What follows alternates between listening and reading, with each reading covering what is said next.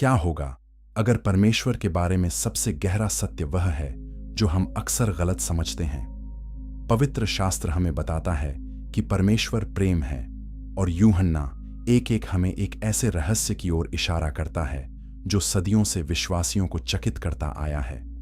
ज्यादातर लोग मानते हैं कि त्रिएकता एक जटिल गणितीय पहेली है जो केवल विद्वानों के लिए है, लेकिन वास्तविकता यह है कि त्रिएकता परमेश्वर के हृदय में एक खिड़की है जो हमें दिखाती है कि वह कौन है। इस यात्रा में हम 3 चरणों में आगे बढ़ेंगे। पहले हम देखेंगे कि बाइबल स्वयं त्रिएकता के बारे में क्या प्रकट करती है। फिर हम समझेंगे कि यह सिद्धांत क्यों महत्वपूर्ण है और कैसे इसने चर्च के इतिहास को आकार दिया। अंत में हम जानेंगे कि यह आपके व्यक्तिगत विश्वास और आध्यात्मिक जीवन को कैसे बदल सकता है। और जब हम इस पहली परत को समझ लेंगे तो असली कहानी शुरू होती है। त्रिएकता का सिद्धांत ईसाई धर्म के केंद्र में है। यह न केवल एक धार्मिक अवधारणा है, बल्कि यह परमेश्वर की प्रकृति का सबसे गहरा रहस्य उद्घाटन है। सदियों से धर्मशास्त्रियों, विद्वानों और साधारण विश्वासियों ने इस सत्य को समझने की कोशिश की है। कुछ ने इसे स्वीकार किया, कुछ ने इसे अस्वीकार किया और कुछ ने इसे गलत समझा। लेकिन पवित्र शास्त्र लगातार इस सत्य की ओर इशारा करता है कि परमेश्वर एक है, फिर भी 3 व्यक्तियों में अस्तित्व रखता है। यह कोई आधुनिक आविष्कार नहीं है। प्रारंभिक चर्च के पिताओं ने इस सिद्धांत से जूझते हुए अपना जीवन बिताया। नाइसिया की परिषद में 4वीं शताब्दी में चर्च के नेताओं ने औपचारिक रूप से पुष्टि की कि यीशु पिता के साथ समान सार का है। यह एक ऐसा क्षण था जिसने ईसाई धर्म के भविष्य को परिभाषित किया, क्योंकि अगर यीशु केवल एक महान शिक्षक या एक पैगंबर है तो हमारा विश्वास खोखला है। लेकिन अगर यीशु स्वयं परमेश्वर है तो सब कुछ बदल जाता है। त्रिएकता को समझना आसान नहीं है। यह एक ऐसा रहस्य है जो हमारी मानवीय समझ से परे है, लेकिन परमेश्वर ने हमें अपने वचन में पर्याप्त सुराग दिए हैं ताकि हम उसकी प्रकृति को जान सकें। पुराने नियम से लेकर नए नियम तक हम परमेश्वर के 3 व्यक्तियों के संकेत देखते हैं। पिता, पुत्र और पवित्र आत्मा एक साथ काम करते हैं, फिर भी वे अलग अलग भूमिकाएं निभाते हैं। इस खोज में हम केवल धर्मशास्त्र का अध्ययन नहीं कर रहे हैं, हम परमेश्वर के हृदय में झांक रहे हैं। हम उस संबंध को समझने की कोशिश कर रहे हैं जो अनंत काल से पिता, पुत्र और पवित्र आत्मा के बीच मौजूद है।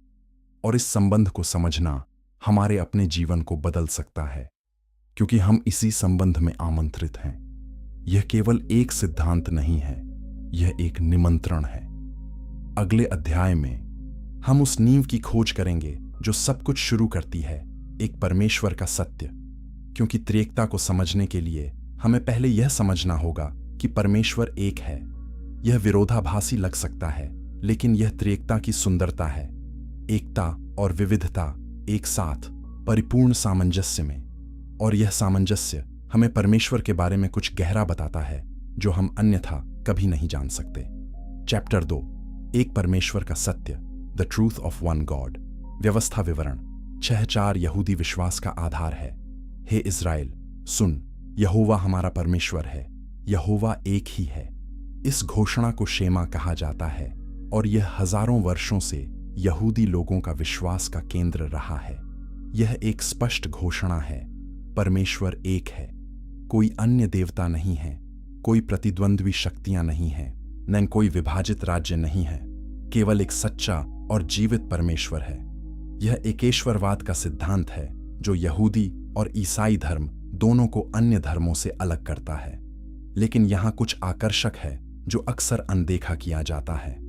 हिब्रू शब्द एहाद, जो एक के लिए उपयोग किया जाता है, केवल एक वचन एकता को नहीं दर्शाता, यह एक यौगिक एकता को भी दर्शा सकता है। उत्पत्ति 2:24 में जब एक पुरुष और एक महिला शादी में जुड़ते हैं तो पवित्र शास्त्र कहता है कि वे एक देह बन जाते हैं। वही शब्द एहाद उपयोग किया जाता है। 2 अलग अलग व्यक्ति फिर भी एक संघ में। यह हमें सोचने पर मजबूर करता है, क्या परमेश्वर की एकता भी इस तरह की हो सकती है? प्राचीन इजराइल एक बहुदेववादी दुनिया में रहता था। चारों ओर की राष्ट्रों की कई देवता थीं, सूर्य देवता, चंद्रमा देवी, तूफान के देवता, उर्वरता की देवी। लेकिन इजराइल का परमेश्वर अलग था। वह एक था, अद्वितीय, सर्वोच्च। वह सृष्टिकर्ता था, अन्य की सृष्टि का हिस्सा। वह स्वर्ग और पृथ्वी का राजा था और कोई दूसरा उसके समान नहीं था। यह क्रांतिकारी था। यह विश्व धर्म के इतिहास में एक मोड़ था। यीशु ने भी इस सत्य की पुष्टि की। जब उससे सबसे महान आज्ञा के बारे में पूछा गया तो उन्होंने शेमा को उद्धृत किया। मरकुस 12:28 में यीशु कहते हैं, सब आज्ञाओं में पहली यह है, हे इस्राएल सुन, प्रभु हमारा परमेश्वर एक ही प्रभु है। यीशु ने एकेश्वरवाद को नहीं बदला, उन्होंने इसकी पुष्टि की, लेकिन साथ ही उन्होंने कुछ और भी खुलासा किया जो यहूदी नेताओं को चौंका देगा। प्रेरित पौलुस भी इस सत्य पर जोर देते हैं। 1 तीमुथियुस 2:5 में वह लिखते हैं, क्योंकि परमेश्वर एक ही है। गलातियों 3:20 में वह दोहराते हैं, परमेश्वर तो एक ही है। रोमियो में, कुरिन्थियों में, इफिसियों में हर जगह पौलुस इस बात पर बल देते हैं कि परमेश्वर एक है। यह ईसाई धर्म का गैर परक्राम्य आधार है। हम बहुदेववादी नहीं हैं, हम 3 देवताओं में विश्वास नहीं करते। लेकिन यहीं पर यह दिलचस्प हो जाता है। अगर परमेश्वर केवल एक है तो यीशु कौन है? पवित्र आत्मा क्या है? ये प्रश्न प्रारंभिक चर्च को परेशान करते थे। कुछ लोग कहते थे कि यीशु परमेश्वर नहीं है, केवल एक महान इंसान। दूसरे कहते थे कि पिता, पुत्र और पवित्र आत्मा केवल एक ही परमेश्वर के 3 तरीके हैं। लेकिन पवित्र शास्त्र कुछ और कहता है। यह कहता है कि परमेश्वर एक है, फिर भी किसी तरह 3 व्यक्तियों में अस्तित्व रखता है। यह रहस्य हमें विनम्र होना सिखाता है। हम परमेश्वर को पूरी तरह से नहीं समझ सकते। अगर हम कर सकते तो वह परमेश्वर नहीं होगा। वह हमारी समझ से परे है, हमारी श्रेणियों से बड़ा है। फिर भी उसने हमें पर्याप्त प्रकट किया है ताकि हम उसे जान सकें, उससे प्यार कर सकें और उसकी आराधना कर सकें। और इस ज्ञान में हम पाते हैं कि परमेश्वर की एकता खाली एकता नहीं है। यह एक समृद्ध, संबंधपरक एकता है जो प्रेम और संगति से भरी है। तो सवाल बन जाता है, यदि परमेश्वर हमेशा से एक रहा है तो त्रिएकता कहां से आती है? उत्तर पुराने नियम के पन्नों में छिपा है, ऐसे संकेतों में जिन्हें सदियों से नजरअंदाज किया गया था। और वे संकेत हमें दिखाते हैं कि परमेश्वर की प्रकृति में शुरू से ही बहुवचन था। यह अचानक प्रकट नहीं हुआ, यह हमेशा से वहां था, धैर्यपूर्वक उन लोगों की प्रतीक्षा कर रहा था जिनकी आंखें देख सकती हैं। चैप्टर 3, बहुवचन का संकेत, हिंट्स ऑफ प्लुरैलिटी। उत्पत्ति 1:26 में परमेश्वर एक अजीब बात कहते हैं, हम मनुष्य को अपने स्वरूप के अनुसार अपनी समानता में बनाएं। हम किससे बात कर रहे हैं? परमेश्वर। अगर परमेश्वर एक है तो यह बहुवचन क्यों है? कुछ विद्वान कहते हैं कि यह राजसी बहुवचन है, एक शाही तरीका बोलने का। लेकिन पुराने नियम में कहीं और परमेश्वर इस तरह नहीं बोलते। दूसरे कहते हैं कि परमेश्वर स्वर्गदूतों से बात कर रहे थे, लेकिन स्वर्गदूत सृष्टिकर्ता नहीं है और मनुष्य को स्वर्गदूतों की छवि में नहीं बनाया गया था। सबसे अच्छा स्पष्टीकरण यह है कि परमेश्वर अपने भीतर बहुवचनता को प्रकट कर रहे थे। उत्पत्ति 1:1 में हिब्रू शब्द एलोहिम परमेश्वर के लिए उपयोग किया गया है। यह शब्द व्याकरणिक रूप से बहुवचन है, फिर भी क्रिया एकवचन है, बरा। एक बहुवचन संज्ञा एक एकवचन क्रिया के साथ। यह हिब्रू व्याकरण में असामान्य है। यह एक सुराग है, एक संकेत है कि परमेश्वर की प्रकृति में एकता और बहुवचनता दोनों हैं। प्राचीन यहूदी पाठक इसे पढ़ते थे और आश्चर्य करते थे। क्या इसका मतलब कुछ गहरा है? उत्पत्ति 3:22 में पतन के बाद परमेश्वर फिर से बहुवचन में बोलते हैं, देखो, मनुष्य भले बुरे का ज्ञान पाकर हम में से एक के समान हो गया है। फिर से हम में से। उत्पत्ति 11:7 में बाबेल के टॉवर पर परमेश्वर कहते हैं, आओ हम वहां उतरकर उनकी भाषा में गड़बड़ी डालें। यह केवल एक बार की बात नहीं है, यह एक पैटर्न है जो पुराने नियम में बार बार दिखाई देता है। यशायाह 6 में भविष्यवक्ता परमेश्वर को अपनी महिमा में देखता है। सारापों चिल्ला रहे हैं, पवित्र पवित्र पवित्र सेनाओं का यहोवा। 3 बार पवित्र। फिर परमेश्वर पूछते हैं, मैं किसे भेजूं और हमारी ओर से कौन जाएगा? हमारी ओर से। फिर से बहुवचन। यशायाह जवाब देता है और परमेश्वर का संदेश ले जाता है। लेकिन नए नियम में यूहन्ना 12:45 हमें बताता है कि यशायाह ने यीशु की महिमा देखी। और प्रेरितों के काम 28:25 हमें बताता है कि पवित्र आत्मा ने यशायाह के माध्यम से बात की। तो कौन यशायाह से बात कर रहा था? पिता, पुत्र, पवित्र आत्मा? उत्तर है तीनों, क्योंकि वे एक हैं। भजन संहिता 110:1 में दाऊद लिखता है, यहोवा ने मेरे प्रभु से कहा, आई मेरे दाहिने हाथ बैठो। यहां 2 व्यक्ति हैं जो दोनों प्रभु कहलाते हैं। यीशु ने इस पद्य का उपयोग फरीसियों को चुनौती देने के लिए किया। उनसे पूछा कि मसीह दाऊद का पुत्र और प्रभु दोनों कैसे हो सकता है। उनके पास कोई उत्तर नहीं था। लेकिन जो लोग त्रिएकता को समझते हैं वे जानते हैं यीशु दाऊद का वंशज और उसका परमेश्वर दोनों हैं। नीति वचन 30:4 में अगूर पूछता है, उसका नाम क्या है और उसके पुत्र का नाम क्या है? परमेश्वर का पुत्र। पुराने नियम में यह भविष्यवाणी थी, एक संकेत था कि परमेश्वर की योजना में एक पुत्र शामिल था। और जब यीशु आए तो यह रहस्य स्पष्ट हो गया। परमेश्वर का पुत्र अनंत काल से अस्तित्व में था, पिता के साथ, पिता की महिमा साझा करते हुए। ये केवल यादृच्छिक ग्रंथ नहीं है, ये जानबूझकर सुराग हैं जो परमेश्वर ने छोड़े ताकि हम उसकी प्रकृति को समझ सकें।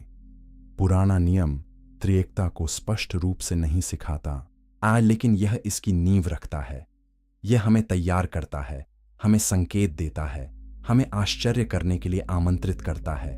और जब नया नियम आता है तो यह स्पष्ट हो जाता है। परमेश्वर हमेशा से पिता, पुत्र और पवित्र आत्मा रहा है। यह छिपा हुआ था लेकिन अब प्रकट हुआ है, और यह प्रकाशन सब कुछ बदल देता है। चैप्टर 4, सृष्टि में 3 व्यक्तित्व, 3 पर्सन्स इन क्रिएशन। जब परमेश्वर ने ब्रह्मांड की रचना की तो यह एक अकेला कार्य नहीं था। उत्पत्ति 1:2 हमें बताता है, और परमेश्वर का आत्मा जल के ऊपर मंडराता था। सृष्टि के पहले क्षण से पवित्र आत्मा वहां था, सक्रिय और शामिल। हिब्रू शब्द मंडराना एक पक्षी को अपने अंडों पर मंडराते हुए दर्शाता है, जीवन को गर्म और पोषण करता है। पवित्र आत्मा सृष्टि पर मंडरा रहा था, इसे अस्तित्व में ला रहा था, इसे जीवन से भर रहा था। यूहन्ना 1:1-3 हमें कुछ और भी अधिक आश्चर्यजनक बताता है। आदि में वचन था और वचन परमेश्वर के साथ था और वचन परमेश्वर था। यही आदि में परमेश्वर के साथ था। सब कुछ उसी के द्वारा उत्पन्न हुआ। वचन कौन है? यूहन्ना 1:14 स्पष्ट करता है, और वचन देहधारी हुआ और अनुग्रह और सच्चाई से परिपूर्ण होकर हमारे बीच में डेरा किया। वचन यीशु है, और यूहन्ना हमें बताता है कि सब कुछ यीशु के द्वारा बनाया गया था। कुछ भी नहीं जो बनाया गया है यीशु के बिना नहीं बनाया गया था।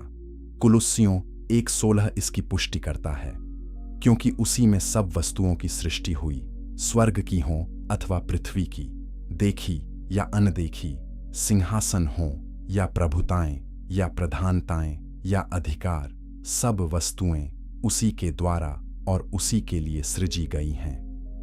यीशु केवल सृष्टि का हिस्सा नहीं है, वह सृष्टिकर्ता है। वह सब कुछ बनाने वाला है और सब कुछ उसके लिए बनाया गया है। यह एक क्रांतिकारी दावा है। इब्रानियों 1:2-3 हमें बताता है कि परमेश्वर ने पुत्र के द्वारा जगत बनाया। पुत्र परमेश्वर की महिमा का प्रकाश और उसके तत्व की छाप है, और सब वस्तुओं को अपनी सामर्थ्य के वचन से संभालता है। तो पिता ने पुत्र के द्वारा बनाया। पवित्र आत्मा जल पर मंडराता था। तीनों व्यक्ति सृष्टि में शामिल थे। यह एक सहयोगात्मक कार्य था, एक त्रिएक परियोजना थी। भजन संहिता 33:6 कहता है, यहोवा के वचन से आकाश बने और उसके मुंह की श्वास से उनका सारा गण। वचन यीशु, श्वास पवित्र आत्मा, यहोवा पिता, तीनों एक साथ सामंजस्य में काम कर रहे हैं। भजन संहिता 104:30 कहता है, तू अपनी आत्मा भेजता है तब वे सृजे जाते हैं। सृष्टि पवित्र आत्मा का काम है, लेकिन यह पिता की योजना और पुत्र की शक्ति के माध्यम से भी है। यह हमें परमेश्वर की प्रकृति के बारे में कुछ गहरा सिखाता है। सृष्टि से पहले हम परमेश्वर अकेले नहीं थे। पिता, पुत्र और पवित्र आत्मा एक दूसरे के साथ रिश्ते में थे। वे प्रेम करते थे, संवाद करते थे, महिमा साझा करते थे, और जब उन्होंने सृष्टि करने का निर्णय लिया तो उन्होंने इसे एक साथ किया। यह एकता में विविधता है, विविधता में एकता। यह त्रिएकता की सुंदरता है।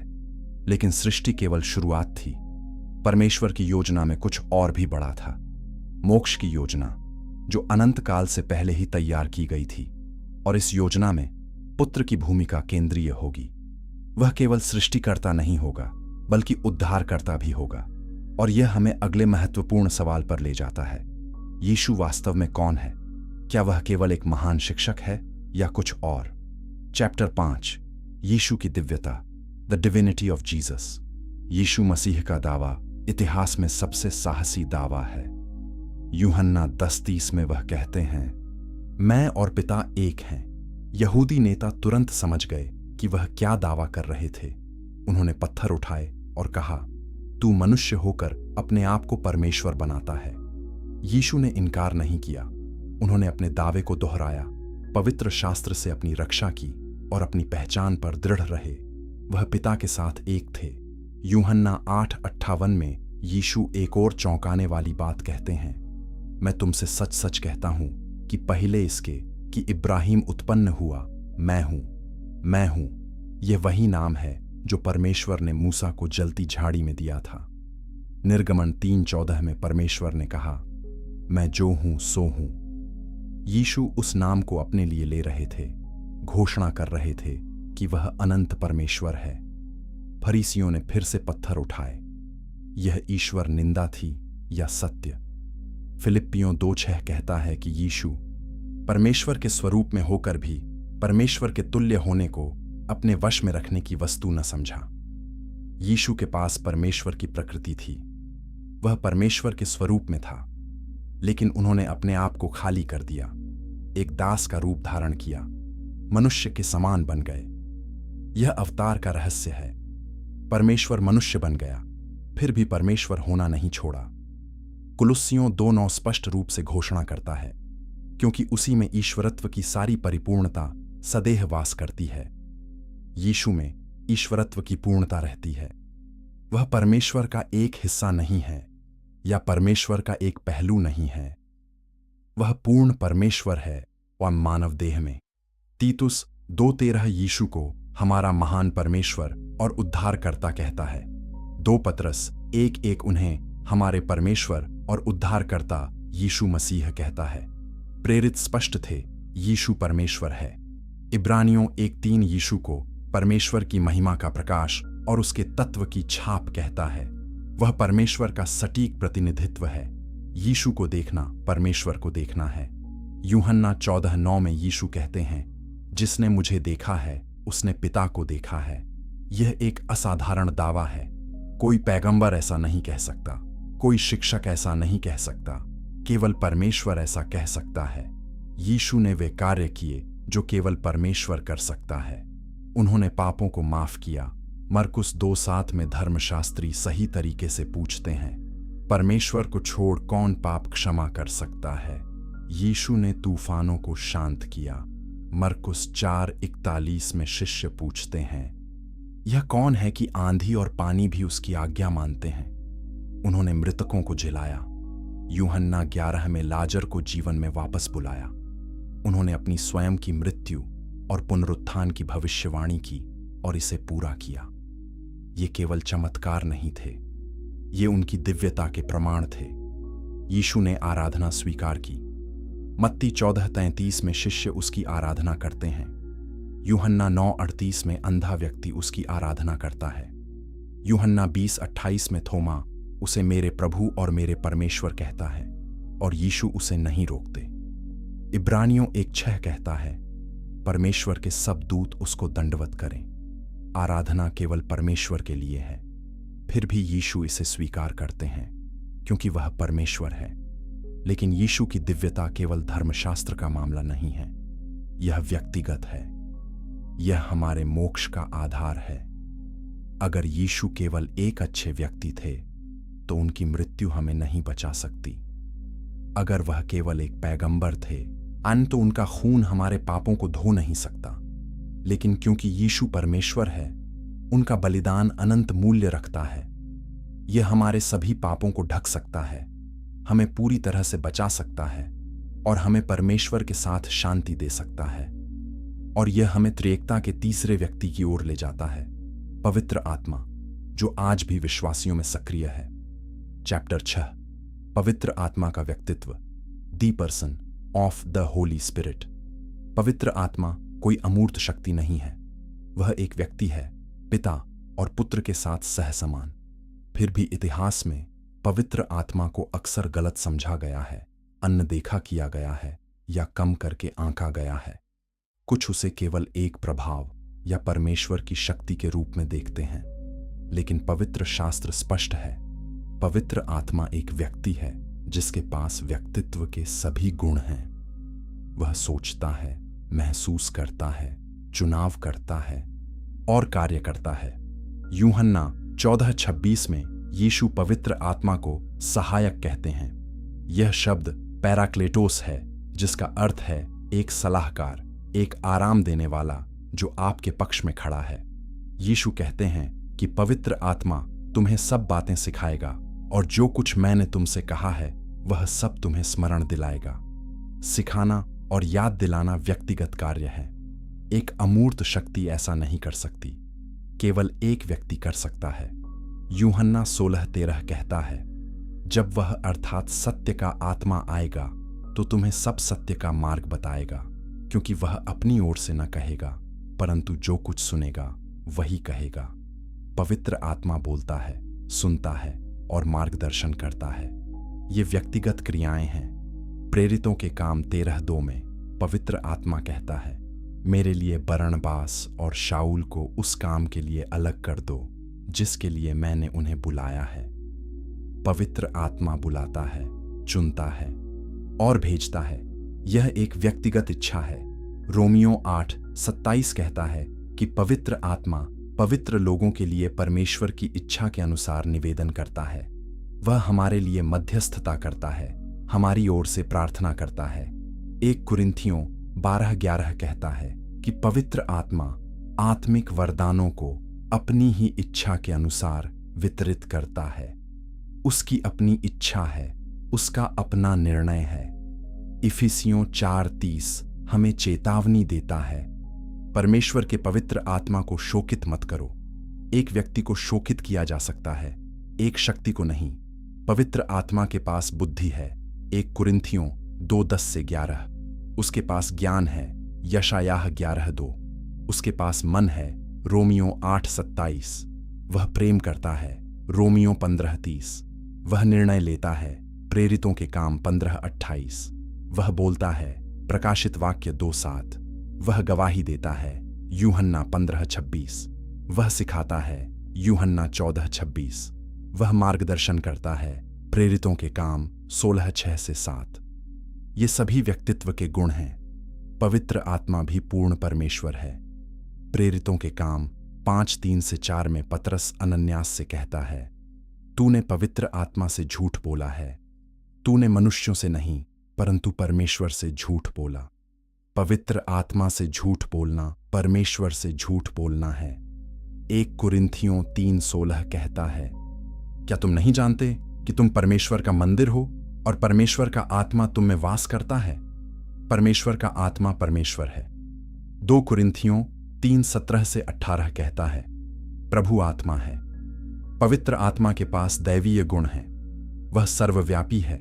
भजन संहिता 139:7-10। वह सर्वज्ञ है, 1 कुरिन्थियों 2:10-11। वह सर्वशक्तिमान है, लूका 1:35। वह अनंत है, इब्रानियों 9:14। वह सत्य है, 1 यूहन्ना 5:6। वह पवित्र है, उसका नाम ही पवित्र आत्मा है।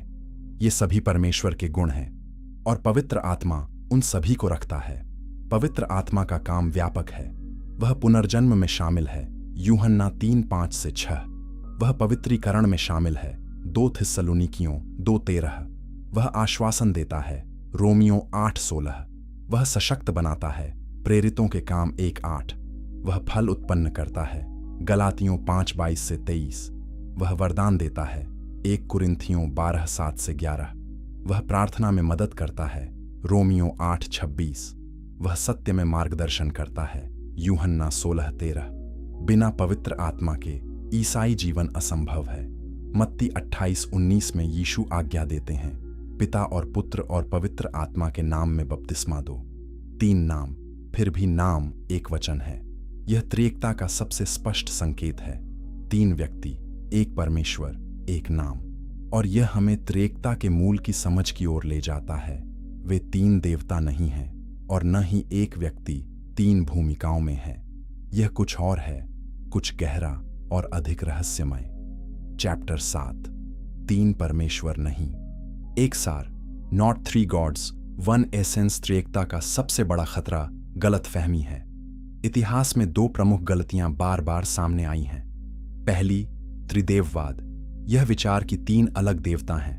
दूसरी, मोडलिज्म, यह विचार कि परमेश्वर केवल एक व्यक्ति है जो 3 अलग अलग मोड या भूमिकाओं में प्रकट होता है। दोनों गलत हैं। दोनों त्रिएकता के सत्य को विकृत करते हैं और दोनों को समझना महत्वपूर्ण है ताकि हम सच्चाई को जान सकें। त्रिदेववाद कहता है कि पिता एक परमेश्वर है, पुत्र दूसरा परमेश्वर है और पवित्र आत्मा तीसरा परमेश्वर है।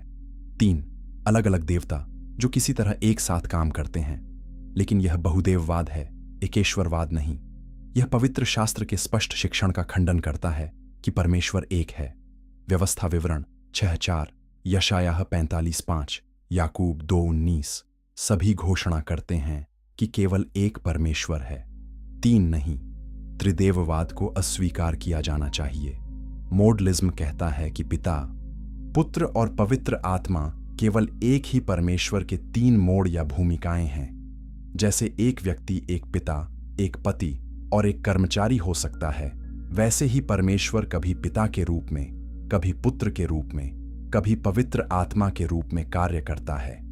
यह सरल लगता है, लेकिन यह भी गलत है, क्योंकि पवित्र शास्त्र दिखाता है कि पिता, पुत्र और पवित्र आत्मा एक ही समय में अलग अलग कार्य करते हैं। यीशु के बपतिस्मे में मत्ती 3:16-17 हम तीनों को एक साथ देखते हैं। पुत्र पानी से बाहर आ रहा है, पवित्र आत्मा एक कबूतर की तरह उतर रहा है, पिता स्वर्ग से बोल रहा है, यह मेरा प्रिय पुत्र है। यह एक व्यक्ति 3 भूमिकाओं में नहीं है। यह 3 व्यक्ति एक ही समय में अलग अलग कार्य कर रहे हैं। यूहन्ना 17 में यीशु पिता से प्रार्थना करते हैं। अगर यीशु पिता ही हैं तो वह खुद से प्रार्थना कर रहे हैं। यह समझ में नहीं आता। तो सत्य क्या है? सत्य यह है कि परमेश्वर एक सार में 3 व्यक्तियों में अस्तित्व रखता है। एक दैवीय प्रकृति, 3 अलग व्यक्तित्व, पिता, पुत्र और पवित्र आत्मा एक ही दैवीय सार को साझा करते हैं। वे सभी समान रूप से परमेश्वर हैं, समान रूप से शाश्वत हैं, समान रूप से शक्तिशाली हैं। फिर भी वे अलग अलग व्यक्ति हैं जो अलग अलग भूमिकाएं निभाते हैं। पिता भेजते हैं, पुत्र भेजा जाता है और छुड़ाता है, पवित्र आत्मा लागू करता है और सशक्त बनाता है। फिर भी तीनों मोक्ष के काम में शामिल हैं। इफिसियों 1 इसे खूबसूरती से दिखाता है। पद 3-6 में पिता हमें चुनता है, पद 7-12 में पुत्र हमें छुड़ाता है, पद 13-14 में पवित्र आत्मा हमें मुहर लगाता है। 3 व्यक्ति, एक योजना, एक मोक्ष। प्रारंभिक चर्च के पिताओं ने इसे समझाने के लिए शब्दों से जूझा। उन्होंने ओसिया और हाइपोस्टैसिस जैसे ग्रीक शब्दों का उपयोग किया। एक सार, 3 व्यक्ति। उन्होंने कहा कि पुत्र पिता से उत्पन्न है और पवित्र आत्मा पिता से, और पश्चिमी परंपरा में पुत्र से भी निकलता है। यह पदानुक्रम नहीं है बल्कि संबंध है। तीनों अनंत काल से अस्तित्व में हैं, लेकिन उनके बीच एक शाश्वत संबंध है। एथनासियन पंथ 5वीं शताब्दी से सुंदरता से इसे सारांशित करता है। हम एकता में त्रिएकता की आराधना करते हैं और त्रिएकता में एकता की, न तो व्यक्तियों को मिलाते हुए, न ही सार को विभाजित करते हुए। यह संतुलन महत्वपूर्ण है। व्यक्तियों को मिलाओ मत, वे अलग हैं। सार को विभाजित मत करो, वे एक हैं। यह एक रहस्य है जो हमारी समझ से परे है, फिर भी यह सत्य है।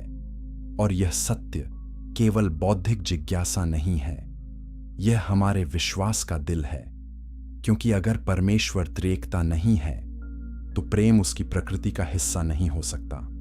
और यह हमें त्रिएकता के सबसे गहरे पहलू की ओर ले जाता है, प्रेम और संबंध का स्वभाव जो परमेश्वर के अस्तित्व के केंद्र में है। चैप्टर 8, प्रेम और संबंध का स्वभाव, the nature of love and relationship. एक यूहन्ना 4:8 घोषणा करता है, परमेश्वर प्रेम है। यह केवल यह नहीं कहता कि परमेश्वर प्रेम करता है, बल्कि यह कहता है कि परमेश्वर प्रेम है। प्रेम उसके स्वभाव का हिस्सा नहीं है, यह उसका स्वभाव है। लेकिन यहां एक गहरा सवाल उठता है, अगर परमेश्वर हमेशा से अस्तित्व में रहा है और सृष्टि से पहले कुछ नहीं था, तो परमेश्वर किसे प्यार करता था? प्रेम के लिए संबंध की आवश्यकता होती है। प्रेम केवल अकेले में मौजूद नहीं हो सकता। प्रेम को एक प्रेमी और एक प्रिय की आवश्यकता होती है। अगर परमेश्वर केवल एक एकल व्यक्ति होता तो सृष्टि से पहले वह अकेला होता। कोई प्रेम करने के लिए नहीं, कोई संबंध में होने के लिए नहीं।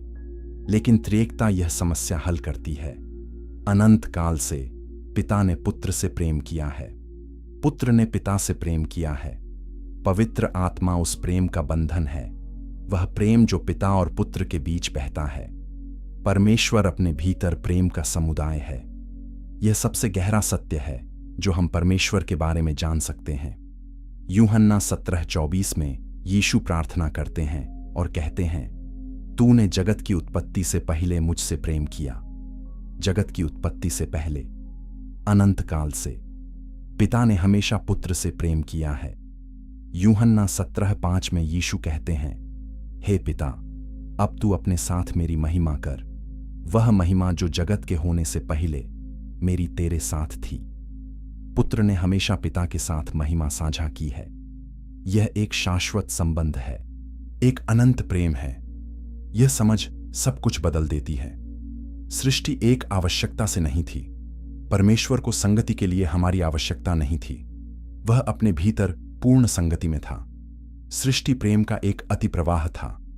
परमेश्वर अपने प्रेम को साझा करना चाहता था, अपनी महिमा को फैलाना चाहता था।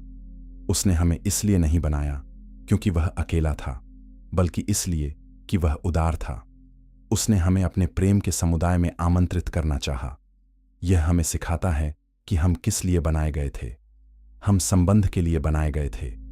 उत्पत्ति 1:26 में जब परमेश्वर ने कहा, हम मनुष्य को अपने स्वरूप में बनाएं, वह हमें त्रिएक छवि में बना रहा था। परमेश्वर संबंध में अस्तित्व रखता है और हम संबंध के लिए बनाए गए हैं। उत्पत्ति 2:18 में परमेश्वर कहता है, आदम का अकेला रहना अच्छा नहीं, क्योंकि हम परमेश्वर की छवि में बनाए गए हैं और परमेश्वर संबंध में है। यह परिवार को समझाता है। परमेश्वर ने परिवार का आविष्कार किया क्योंकि वह स्वयं एक परिवार है। पिता, पुत्र और पवित्र आत्मा एक दैवीय परिवार हैं। और जब हम मसीह में आते हैं तो हमें इस परिवार में अपनाया जाता है।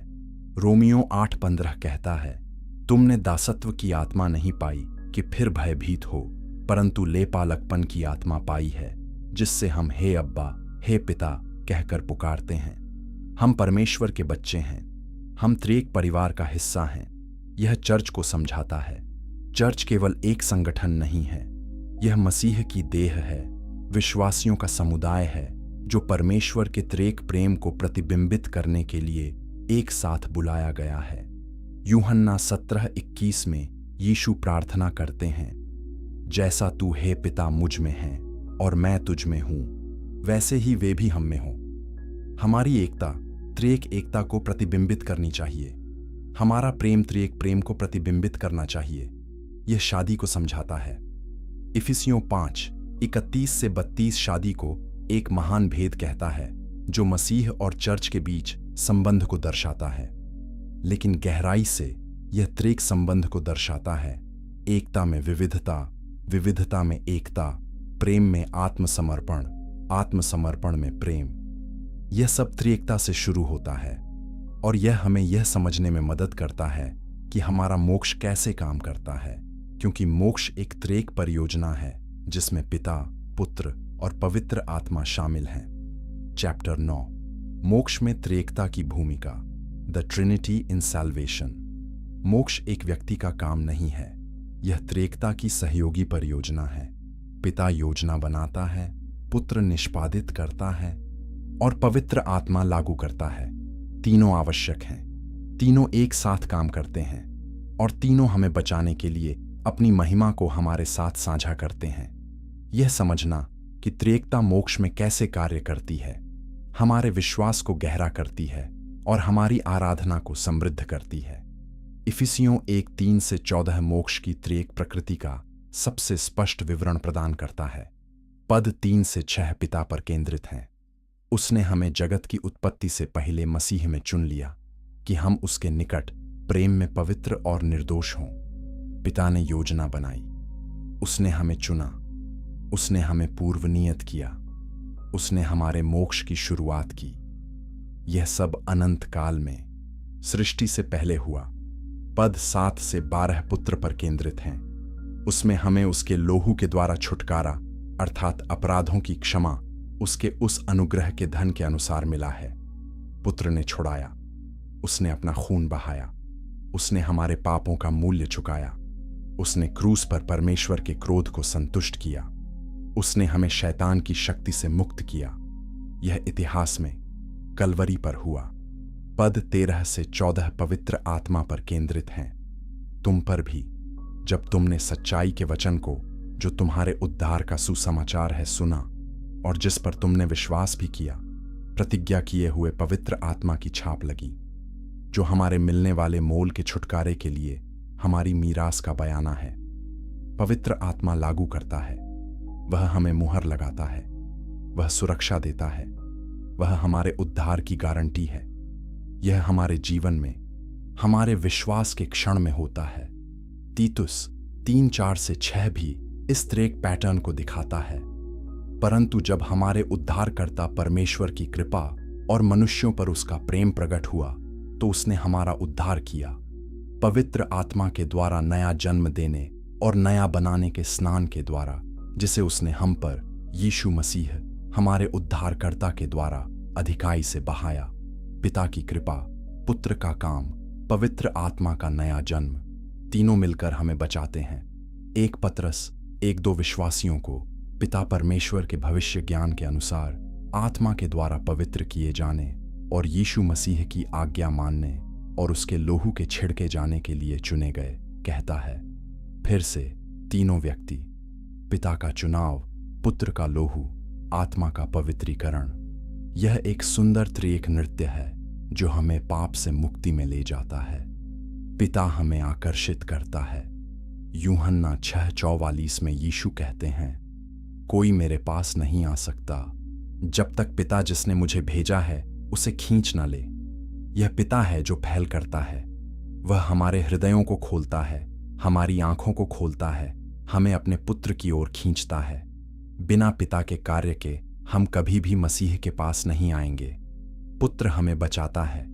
यूहन्ना 3:16 घोषणा करता है, क्योंकि परमेश्वर ने जगत से ऐसा प्रेम रखा कि उसने अपना एकलौता पुत्र दे दिया, ताकि जो कोई उस पर विश्वास करे वह नाश न हो परंतु अनंत जीवन पाए।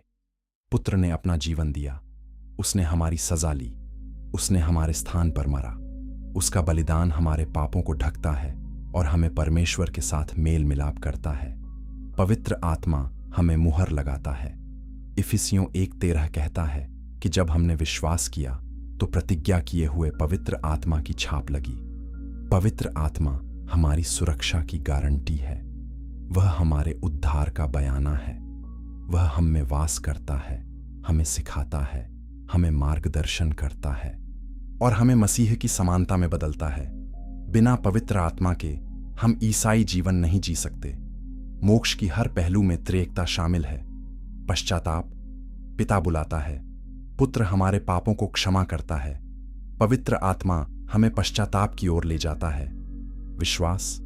पिता हमें खींचता है, पुत्र हमारे विश्वास की वस्तु है, पवित्र आत्मा हमें विश्वास करने में सक्षम बनाता है।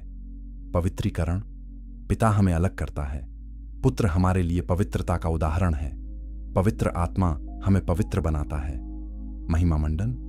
पिता हमें महिमा में उठाएगा, पुत्र हमें अपने जैसा बनाएगा, पवित्र आत्मा हमारे शरीर को नया बनाएगा।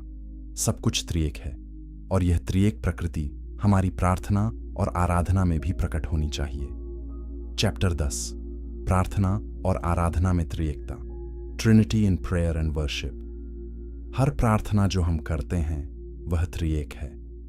इसे हम महसूस करें या न करें, जब हम प्रार्थना करते हैं तो हम परमेश्वर के तीनों व्यक्तियों के साथ संलग्न होते हैं।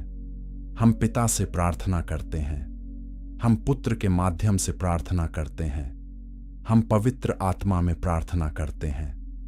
यह त्रिएक पैटर्न नए नियम में बार बार दिखाई देता है और हमारी प्रार्थना जीवन के लिए गहरे निहितार्थ हैं। इसे समझना हमारी प्रार्थनाओं को बदल सकता है। हम पिता से प्रार्थना करते हैं। मत्ती 6:9 में यीशु सिखाते हैं, हे हमारे पिता तू जो स्वर्ग में है। हमारी प्रार्थनाएं पिता को संबोधित की जाती हैं। वह हमारा लक्ष्य है, हमारा श्रोता है, वह जिससे हम अपील करते हैं।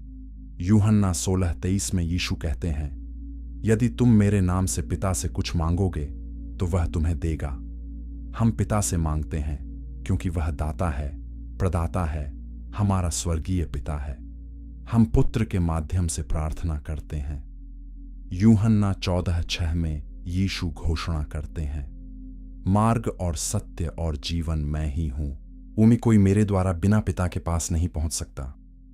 हमारी पिता तक पहुंच यीशु के माध्यम से है। 1 तीमुथियुस 2:5 कहता है, परमेश्वर और मनुष्यों के बीच में एक ही बिछवई है, अर्थात मसीह यीशु जो मनुष्य है। यीशु हमारा मध्यस्थ है, हमारा महायाजक है, वह जो हमें पिता के सामने लाता है। इब्रानियों 4:14 से 16 हमें प्रोत्साहित करता है, इसलिए जब हमारा ऐसा बड़ा महायाजक है तो आओ हम अनुग्रह के सिंहासन के निकट हियाव बांध कर चलें कि हम पर दया हो। यीशु हमारा महायाजक है जो हमें परमेश्वर के सामने ले जाता है। इब्रानियों 7:25 कहता है कि यीशु उनका पूरा पूरा उद्धार कर सकता है जो उसके द्वारा परमेश्वर के पास आते हैं, क्योंकि वह उनके लिए विनती करने को सर्वदा जीवित है। यीशु हमारे लिए मध्यस्थता करता है, वह हमारी प्रार्थनाओं को पिता के सामने लाता है। हम पवित्र आत्मा में प्रार्थना करते हैं। इफिसियों 6:18 कहता है, हर समय और हर प्रकार से आत्मा में प्रार्थना और विनती करते रहो। यहूदा 1:20 कहता है, पवित्र आत्मा में प्रार्थना करते हुए। पवित्र आत्मा हमें प्रार्थना करने में मदद करता है। रोमियो 8:26 कहता है, इसी प्रकार आत्मा भी हमारी दुर्बलता में सहायता करता है, क्योंकि हम नहीं जानते कि प्रार्थना किस रीति से करना चाहिए, परंतु आत्मा आप ही ऐसी आहें भर भर कर जो बयान से बाहर हैं हमारे लिए विनती करता है। यह आश्चर्यजनक है। जब हम प्रार्थना करते हैं तो पवित्र आत्मा हमारी मदद करता है। जब हम नहीं जानते कि क्या कहना है तो आत्मा हमारे लिए मध्यस्थता करता है। वह हमारी कमजोर टूटी हुई प्रार्थनाओं को लेता है और उन्हें पिता के सामने प्रस्तुत करता है। वह हमारी आहों को समझता है, हमारे दर्द को जानता है और हमारी ओर से परमेश्वर की इच्छा के अनुसार प्रार्थना करता है। यह इतना सांत्वना देने वाला है। इसलिए हर प्रार्थना में तीनों व्यक्ति शामिल हैं। हम पिता से प्रार्थना करते हैं, पुत्र के माध्यम से, पवित्र आत्मा की शक्ति में। यह एक त्रिएक वार्तालाप है। हम त्रिएक परमेश्वर के साथ संवाद कर रहे हैं और यह हमारी प्रार्थना जीवन को कितना समृद्ध करता है। हम अकेले नहीं हैं, हम असमर्थ नहीं हैं। हमारे पास पिता की है जो हमें प्यार करता है, एक पुत्र है जो हमारे लिए मध्यस्थता करता है और एक आत्मा है जो हमारी मदद करता है। हमारी आराधना भी त्रिएक है। हम पिता की आराधना करते हैं क्योंकि वह सृष्टिकर्ता और राजा है। हम पुत्र की आराधना करते हैं क्योंकि वह उद्धारकर्ता और प्रभु है। हम पवित्र आत्मा की आराधना करते हैं क्योंकि वह सांत्वना देने वाला और पवित्र करने वाला है। प्रकाशित वाक्य 4 से 5 में हम स्वर्ग में आराधना देखते हैं, जहां सभी प्राणी पिता और मेमने की आराधना करते हैं। यूहन्ना 4:23 से 24 में यीशु कहते हैं कि सच्चे आराधक आत्मा और सच्चाई से आराधना करेंगे।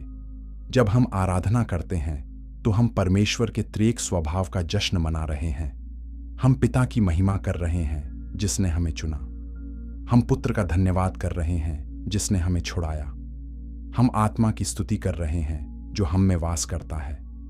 हमारी आराधना एक त्रिएक भेंट है जो त्रिएक परमेश्वर को दी जाती है। और यह आराधना केवल रविवार की सुबह नहीं है, यह हमारे जीवन का तरीका होना चाहिए। हमें त्रिएकता के साथ जीना सीखना होगा, हर दिन, हर पल। चैप्टर 11, त्रिएकता के साथ जीवन, लिविंग विद द ट्रिनिटी। त्रिएकता केवल एक सिद्धांत नहीं है जिसे हम विश्वास करते हैं, यह एक वास्तविकता है जिसमें हम जीते हैं। हमारा ईसाई जीवन शुरू से अंत तक त्रिएक है। हम पिता की संतान हैं, हम मसीही की देह का हिस्सा हैं, हम पवित्र आत्मा का मंदिर हैं। यह कोई सैद्धांतिक धर्मशास्त्र नहीं है, यह व्यावहारिक रोजमर्रा की वास्तविकता है जो हमारे जीने के तरीके को आकार देनी चाहिए। त्रिएकता को समझना हमारे विश्वास को बदल देता है। हम पिता के साथ संबंध में जीते हैं। रोमियो 8:15 कहता है, तुमने लेपालकपन की आत्मा पाई है जिससे हम हे अब्बा, हे पिता कहकर पुकारते हैं। अब्बा एक अंतरंग शब्द है, जैसे पापा या डैडी। हम परमेश्वर को निकट से जान सकते हैं, उससे व्यक्तिगत रूप से बात कर सकते हैं। वह हमारे पिता हैं, वह हमसे प्यार करते हैं, हमारी देखभाल करते हैं और हमारी जरूरतों को जानते हैं। मत्ती 6:8 में यीशु कहते हैं, तुम्हारा पिता तुम्हारे मांगने से पहले ही जानता है कि तुम्हें किस किस वस्तु की आवश्यकता है। हम पुत्र के साथ संबंध में जीते हैं। यूहन्ना 15:15 में यीशु कहते हैं, अब से मैं तुम्हें दास नहीं कहूंगा, परंतु मैंने तुम्हें मित्र कहा है। हम यीशु के मित्र हैं, हम उसके अनुयायी हैं, उसके शिष्य हैं। हम उसकी आवाज सुनते हैं, उसके मार्गों में चलते हैं, उसके चरित्र को प्रतिबिंबित करते हैं। गलातियों 2:20 में पौलुस कहता है, अब मैं जीवित न रहा, पर मसीह मुझ में जीवित है। यीशु हम में रहता है, हमारे माध्यम से जीता है। हम पवित्र आत्मा के साथ संबंध में जीते हैं। 1 कुरिन्थियों 6:19 पूछता है, क्या तुम नहीं जानते कि तुम्हारी देह पवित्र आत्मा का मंदिर है जो तुम में बसा हुआ है? आत्मा हम में वास करता है। वह हमारा सलाहकार है, हमारा शिक्षक है, हमारा मार्गदर्शक है। यूहन्ना 14:26 में यीशु वादा करते हैं, परंतु सहायक अर्थात पवित्र आत्मा मैं तुम्हें सब बातें सिखाएगा। आत्मा हमें सिखाता है, हमें याद दिलाता है, हमें सशक्त बनाता है। त्रिएकता के साथ जीना हमें विनम्रता सिखाता है। हम एक ऐसे परमेश्वर की सेवा करते हैं जो हमारी समझ से परे है। हम उसे पूरी तरह से नहीं समझ सकते और यह ठीक है। रोमियो 11:33 कहता है, आहा, परमेश्वर का धन और बुद्धि और ज्ञान क्या ही गंभीर है, उसके विचार कैसे अथाह और उसके मार्ग कैसे अगम हैं। हम रहस्य के साथ जी सकते हैं, जानते हुए कि परमेश्वर हमसे बड़ा है। त्रिएकता के साथ जीना हमें प्रेम सिखाता है। 1 यूहन्ना 4:19 कहता है, हम इसलिए प्रेम करते हैं कि पहले उसने हमसे प्रेम किया। परमेश्वर ने पहले हमसे प्रेम किया। पिता ने हमें चुनकर, पुत्र ने हमारे लिए मरकर, आत्मा ने हम में वास करके, और उस प्रेम के जवाब में हम प्रेम करते हैं। हम परमेश्वर से प्रेम करते हैं, हम दूसरों से प्रेम करते हैं, हम यहां तक कि अपने शत्रुओं से भी प्रेम करते हैं, क्योंकि त्रिएक प्रेम हम में बहता है। त्रिएकता के साथ जीना हमें संगति सिखाता है। प्रेरितों के काम 2:42 प्रारंभिक चर्च का वर्णन करता है, जो प्रेरितों से शिक्षा पाने, संगति रखने, रोटी तोड़ने और प्रार्थना करने में लौलीन रहे। हम अलगाव में जीने के लिए नहीं बनाए गए, हम समुदाय के लिए बनाए गए, क्योंकि परमेश्वर समुदाय में है, पिता, पुत्र और पवित्र आत्मा, और हमें उसी समुदाय को प्रतिबिंबित करना चाहिए। त्रिएकता के साथ जीना हमें आशा देता है। रोमियो 15:13 कहता है, और आशा का परमेश्वर विश्वास करने में तुम्हें सब प्रकार के आनंद और शांति से परिपूर्ण करे। आज की पवित्र आत्मा की सामर्थ्य से तुम्हारी आशा बढ़ती जाए। हमारी आशा त्रिएक है। पिता ने हमें अनंत जीवन का वादा किया है, पुत्र ने हमारे लिए स्थान तैयार किया है, आत्मा हमारी मीरास का बयाना है, हमारा भविष्य सुरक्षित है। त्रिएकता के साथ जीना हमें मिशन देता है। मत्ती 28:19 में यीशु आज्ञा देते हैं, इसलिए तुम जाकर सब जातियों के लोगों को चेला बनाओ और उन्हें पिता और पुत्र और पवित्र आत्मा के नाम में बपतिस्मा दो। हम भेजे गए हैं, हमारे पास एक मिशन है। हम त्रिएक परमेश्वर का प्रतिनिधित्व करते हैं, उसके प्रेम को साझा करते हैं, उसके सुसमाचार की घोषणा करते हैं। और जब हम जाते हैं तो पिता हमारे साथ है, पुत्र हमें भेजता है और आत्मा हमें सशक्त बनाता है। अंत में त्रिएकता एक सिद्धांत से बढ़कर है। यह परमेश्वर के हृदय में एक खिड़की है। यह हमें दिखाता है कि वह कौन है, प्रेमपूर्ण, संबंध परक, ओ एकता में विविध। यह हमें दिखाता है कि हम कौन हैं, उसकी छवि में बनाए गए संबंध के लिए, उसके परिवार का हिस्सा बनने के लिए। और यह हमें दिखाता है कि हम कैसे जी सकते हैं, पिता के साथ, पुत्र के माध्यम से, आत्मा में, प्रेम में, आशा में, मिशन पर। त्रिएकता सब कुछ बदल देती है और यह हमें एक निमंत्रण देती है परमेश्वर को गहराई से जानने के लिए, उसे और अधिक प्यार करने के लिए और उसे अपने पूरे जीवन के साथ सेवा करने के लिए। यह निमंत्रण आज आपके लिए खुला है। क्या आप इसे स्वीकार करेंगे?